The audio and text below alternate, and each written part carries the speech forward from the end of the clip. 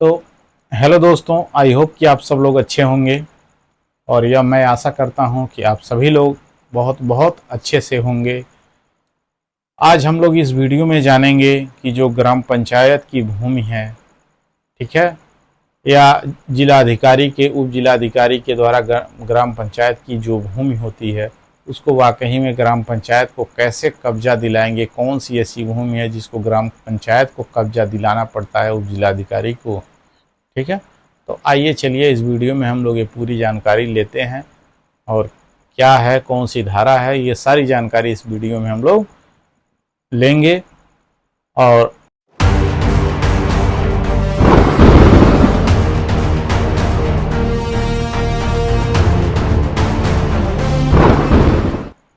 आप वीडियो को स्किप कतई मत करिएगा, पूरी जानकारी लेकर के ही जाइएगा क्योंकि ये जानकारी बहुत ही अच्छी है, सबके काम आने वाली ये जानकारी है।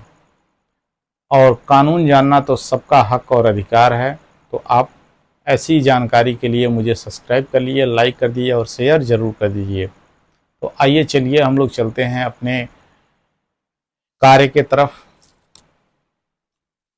आज हम लोग जानेंगे उत्तर प्रदेश राजस्व संहिता 2006 की जो धारा 124 है वो क्या है। धारा 124 यूपी रेवेन्यू की जो धारा 124 है, सेक्शन 124 जो है वो क्या कहती है। 124 कहती है ग्राम पंचायत को कब्जा देना, ग्राम पंचायत को कब्जा देना, ठीक है। ग्राम पंचायत को कब्जा देना, ठीक है। अब ये क्या कह रहा है, ग्राम पंचायत को कब्जा देना। इसका मतलब ये है कोई ऐसी भूमि है जो ग्राम पंचायत को कब्जा दिया जाएगा। अब किसके माध्यम से दिया जाएगा, तो उप जिलाधिकारी के माध्यम से कब्जा दिया जाएगा। अब ये कैसे दिया जाएगा चलिए हम लोग जानते हैं।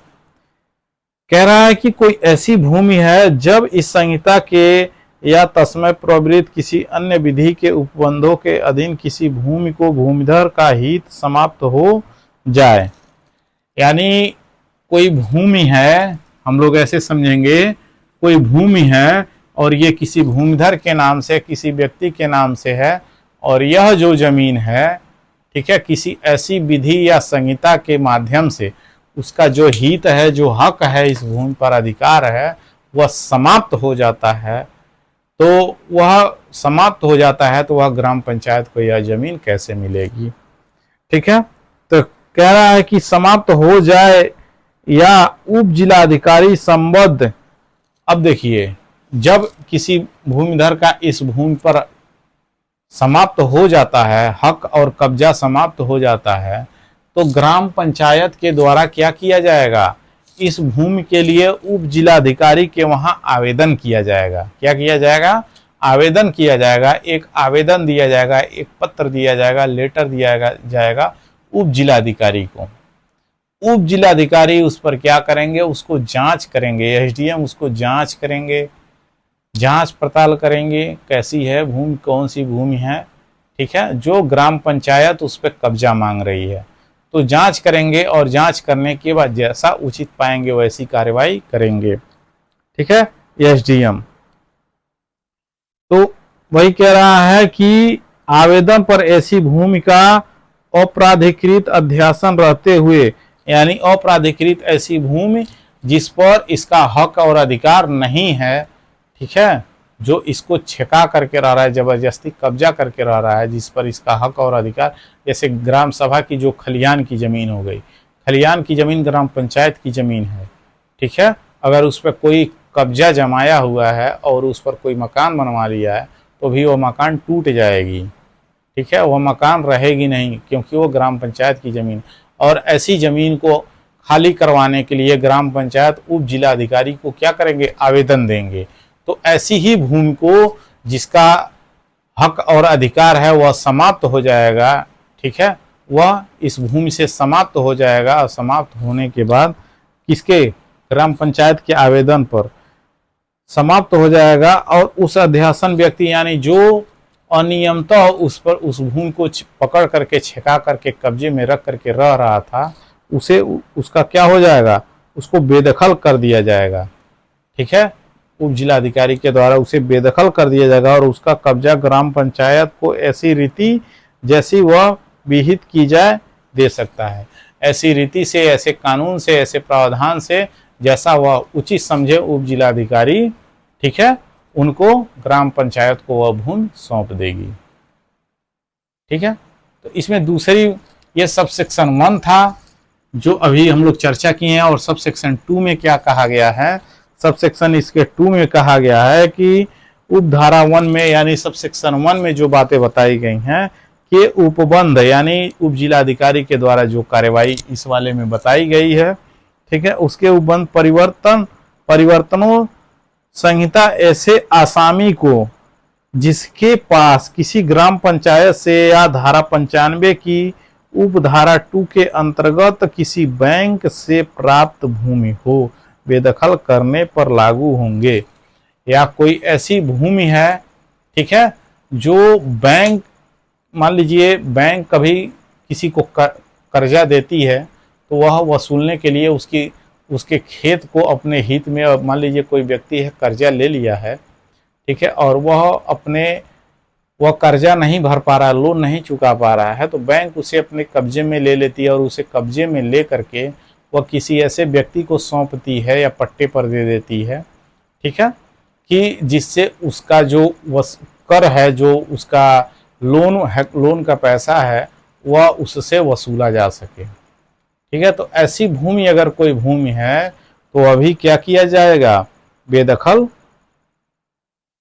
बेदखल करने पर लागू होंगे। ऐसी भूमि से भी बेदखल करने से लागू होंगे। ठीक है, तो आई होप कि आपको समझ में आया होगा। और इसमें जो नियम 18 है, इसमें एक नियम है, नियम 118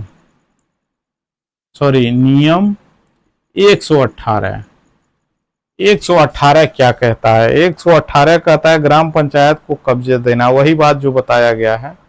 ठीक है, इसमें देख लेते हैं हम लोग, 3 बातें बताई गई हैं, पहला, दूसरा, तीसरा। वीडियो को स्किप कतई मत करिएगा, पूरा देख के जाइएगा। ठीक है, जहां की किसी भूमिधर का हित किसी भूमि में संहिता के उपबंधों के अंतर्गत या तत्समय प्रचलित किसी विधि के अनुसार समाप्त हो गया है और उस भूमि में कोई अन्य व्यक्ति अवैध अध्यासान में है, यानी कोई ऐसी भूमि है जिसमें कोई अन्य व्यक्ति उसे अनियमित तरीके से रह रहा है, ठीक है, तो भूमि प्रबंधन समिति से अध्यासाई के बेदखली के लिए उप जिलाधिकारी को आवेदन कर सकती है।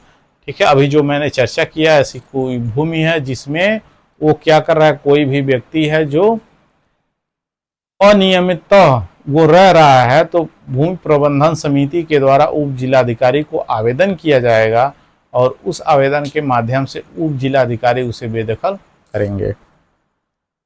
दूसरी बात कह रहा, उप जिलाधिकारी संबंधित अवैध अध्यासाई को, यानी अवैध कब्जाधारी जो व्यक्ति है उस भूमि को छिका करके अवैध रूप से इस भूमि को रह रहा है, ठीक है, कारण बताओ नोटिस जारी करेगा। यानी यह उप जिलाधिकारी के द्वारा दूसरी पॉइंट्स में क्या किया जाएगा, अगर कोई व्यक्ति है इसे अनियमित कब्जा करके है, अगर नहीं खाली कर रहा है, ठीक है, नहीं खाली कर रहा है, तो उप जिलाधिकारी के द्वारा इसे नोटिस भेजा जाएगा कि तुम कारण बताओ कि भूमि को क्यों खाली नहीं कर रहे हो। ठीक है, तो तीसरी बात यह है, कारण बताया जाएगा और तदनुसार बेदखल कर उस भूमि का कब्जा ग्राम पंचायत को प्रदान किया जाएगा। ठीक है, अगर वो कारण नहीं बता पाता है तो उस भूमि का कब्जा, ठीक ना, उसे ग्राम पंचायत को बेदखल करके उस व्यक्ति को जो कब्जा करके रखा है उसको कब्जा करके हटवा करके, कब्जे से बेदखल करके ग्राम पंचायत को कब्जा दिलाया जाएगा उप जिलाधिकारी के द्वारा।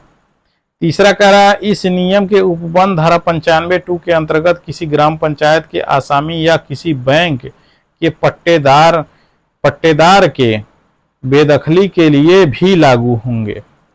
ठीक है, कोई आसामी है या कोई बैंक के पट्टेदार के लिए वो क्या किया जाएगा, कोई पट्टेदार है बैंक का, उसे भी बेदखल किया जाएगा।